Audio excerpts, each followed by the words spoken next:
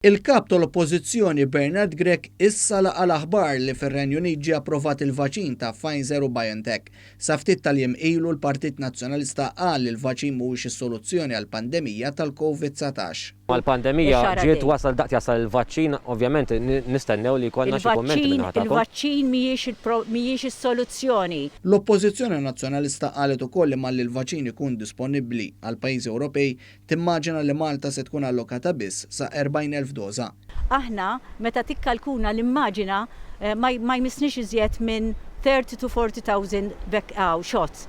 Issa il-kap tal-Oppożizzjoni tilqa' aħbar dwar il-vaċin. Bil-gvern kien saħaq li fl-ewwel kunsinja tal-vaċin li se tasal f'pajjiżna se jkollna aktar dożi milli semmiet l-Oppożizzjoni u se jkun hawn dożi għall-popolazzjoni kollha. Jien taf xi weġiba lit-tabiba Degwara ngħidilha illi mal-ewwel konsenja biss se jkollna aktar dożi milli semmiti. Li se jkollna dożi għall-popolazzjoni kollha u iżjed biex nistgħu anke nagħtu donazzjonijiet lil pajjiżi oħra, minn produttur wieħed biss se jkollna biżżejjed tal-popolazzjoni kollha ta' pajjiżna kollha.